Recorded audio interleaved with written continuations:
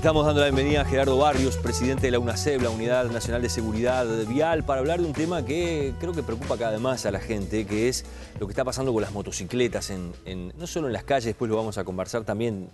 Tú tenés algunos datos interesantes allí, por ejemplo, sobre el uso del casco y otros implementos de seguridad, pero todo comenzó, esta invitación parte de una situación que se vivió en la zona del Jahuel, allí en Maldonado, donde una periodista de allí del lugar mostraba las picadas que se hacían, sobre todo de jóvenes los fines de semana en ese lugar. Vamos a ver algunas imágenes que realmente son escalofriantes. Ya la Intendencia de Maldonado ha tomado alguna serie de medidas para intentar evitar esto que estamos viendo ahora, que realmente es una locura. Pero bueno, es un fenómeno que también está relacionado al tema del uso de la moto y cada vez más intensivo a nivel de todo el país. ¿Es así, Gerardo? Bienvenido.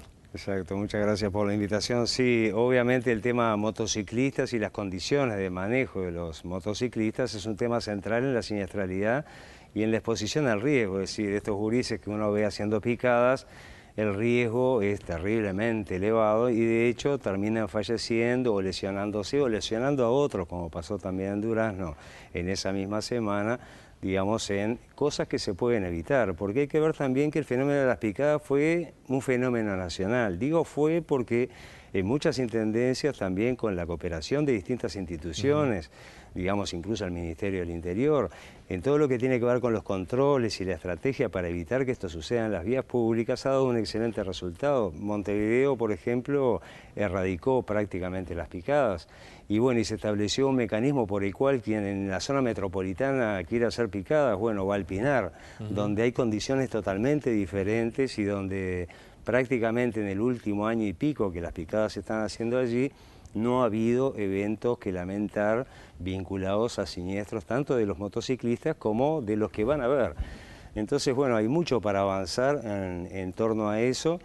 Se está avanzando y también nosotros lo hemos planteado en estos últimos años en base al sistema de información de datos que los procesos tienen que ser mucho más rápidos, es decir, tenemos que proceder a nivel nacional. Ahí dependen de la voluntad de las intendencias, básicamente. Lo que pasa es que esto es una construcción, yo creo que Uruguay, y lo dice el informe de Naciones Unidas que también tenemos acá, andamos siempre con él, por las dudas si alguien quiere hacer alguna consulta a los organismos internacionales que son los expertos en la materia, identifican que Uruguay pasó de una situación de prácticamente muy pocas normas vinculadas al tránsito a ubicarse dentro de los países, digamos, de una normativa adecuada para controlar, en definitiva, en las vías públicas y obtener resultados de disminuir la cantidad de lesionados y fallecidos. Y ahí es donde esto es una construcción entre el gobierno nacional, nosotros como unidad nacional, la Presidencia de la República, y los gobiernos departamentales, con la participación también de los organismos nacionales como el Ministerio del Interior. Hay que ver que el fraccionamiento que hubo en el país con este tema, donde había 19 normas y 19 formas de obtener una licencia, donde se podía obtener varias licencias de conducir, donde se multaba y la multa no se cobraba o se sacaba, es decir, todos los uruguayos conocemos esa historia. Ha cambiado radicalmente y necesariamente tenemos que avanzar en esa línea, es decir, uniformizar el país, porque de hecho eso se traduce también en la cantidad de lesionados y fallecidos. No podemos tener lugares donde, bueno, no hay ningún control o lugares donde los controles, digamos, se realizan, pese a las dificultades que hay, pero se realizan y empiezan a dar las primeras señales como esta de desaparición de las picadas o una disminución en la cantidad de lesionados y fallecidos. Montevideo es la capital departamental, es la que tiene el mayor parque automotor, la mayor cantidad de habitantes, la mayor movilidad de las personas y tiene, digamos, una tasa de mortalidad de 10 por 100.000. El promedio nacional es 16. Y hay departamentos, la mayoría, que está por encima de ese valor. ¿Cuál es el departamento con más siniestros? Bueno, eso también es un indicador de cómo estamos accionando a nivel nacional. Año tras año, quien encabeza lamentablemente las estadísticas va cambiando. Eso quiere decir que estamos trabajando en forma muy irregular.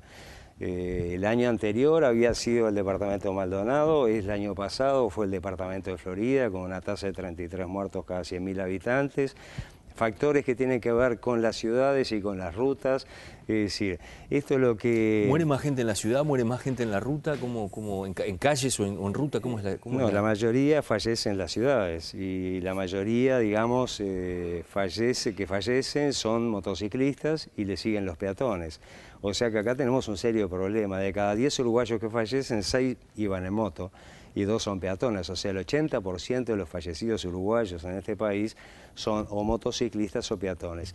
Y hay un elemento central, son muy vulnerables, es decir, tanto los peatones, ciclistas y motociclistas es la población más vulnerable. Por eso hemos hecho un poco tanto hincapié en incorporar conductas preventivas que la población la tiene que incorporar por conocimiento, pero a su vez también desde las autoridades, digamos, bueno, hacer el máximo esfuerzo posible para incorporar normas preventivas. Tienes un estudio ahí que está muy interesante sobre, por ejemplo, el uso del casco hoy en los diferentes departamentos, que me gustaría que me contaras un poco qué es lo que ha dado y cómo se hizo este estudio concretamente. Exacto, a nosotros nos interesa mucho un elemento que para nosotros es central, para el país es central, que estaba planteado hace muchísimos años, que es tener un registro único, digamos, de siniestros de tránsito lesionados, fallecidos. Bueno, en esa construcción estamos y a su vez también observamos a través de un trabajo que estamos haciendo varios países de América Latina con el Banco Mundial, con observadores del Banco Mundial, digamos, en todas las ciudades capitales del país, en zonas urbanas y suburbanas, ver la utilización de los implementos de seguridad. Te los contás, me gustaría que fuera, si podemos ir mostrando un poco la gráfica que tú tenés allí, que habla del uso del casco en este... Exacto. Esto, digamos, de acá abajo, si ustedes lo ven, ¿no? Digamos, si uno toma de 27.329 observaciones en todo el país, uno podría decir, bueno, el casco, digamos, se está utilizando en un porcentaje aproximado del 60%. Digamos, bueno, cuando nosotros analizamos cuál es la realidad ciudad por ciudad, empiezan a aparecer las diferencias.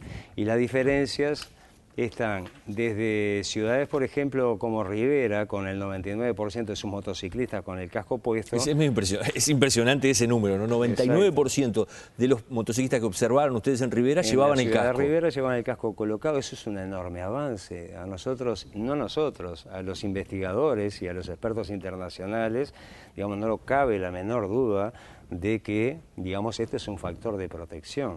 Digamos, sigamos recorriendo un poquito lo que es la lista. Si seguimos bajando, ese porcentaje comienza a bajar. Digamos, esto está en la página web nuestra, cualquiera lo puede ingresar y ver, digamos, hasta llegar al último de los departamentos, que es Cerro Largo, donde solo el 5% utiliza el casco. El 95% de los motociclistas no utiliza casco. Y se da el fenómeno de que, bueno, si no se controla el casco en la ciudad... ¿Intendente Cerro Largo no está controlando el uso del casco? No, eso ha sido manifestado por el intendente, digamos, y bueno, más allá de que, bueno, ha habido un cambio también por parte del intendente, digamos, de empezar a hacer campañas para que la gente empiece a utilizarlo, tenemos que, digamos, acelerar los procesos a los efectos de... Gerardo, es ley nacional usar el casco, ¿verdad? Algo similar pasó, digamos, es un buen ejemplo también, en lo que pasó en Soriana. El intendente Besosi, digamos, bueno, hasta el año pasado no controlaba el uso del casco en mayores de 18 años. Y a partir de noviembre, bueno, hizo los anuncios previos y dijo, bueno, es indiscutible que el casco es útil, vamos a usarlo todos los ciudadanos del departamento. Pasó de 8% a 90% de utilización del casco. Y eso no hay que ponerle duda, digamos, que la población, en definitiva, empiece a incorporar normas preventivas. ¿Con qué cifra defienden ustedes de la utilización del casco, por ejemplo? En cuanto a protección de la vida... Porque en nuestro país, la principal causa de muerte en el tránsito son los golpes en la cabeza. Y se mueren los que no tienen la cabeza protegida también. No es solo el único factor, pero el principal es eso. Las necropsias que se hacen de fallecidos en el Instituto Técnico Forense, eso también lo tenemos cuantificado, digamos, muestran que la principal causa de muerte son las lesiones cerebrales cuando uno tiene un siniestro, un golpe en la cabeza. Y también se muestra lo que pasaría, digamos, si todos utilizaran el casco, porque en donde ¿Y qué pasaría? bueno, la cantidad de lesionados graves en la cabeza disminuye drásticamente. Es decir, entonces hay una relación lineal, y no es solo con el casco, porque lo mismo sucede con el cinturón.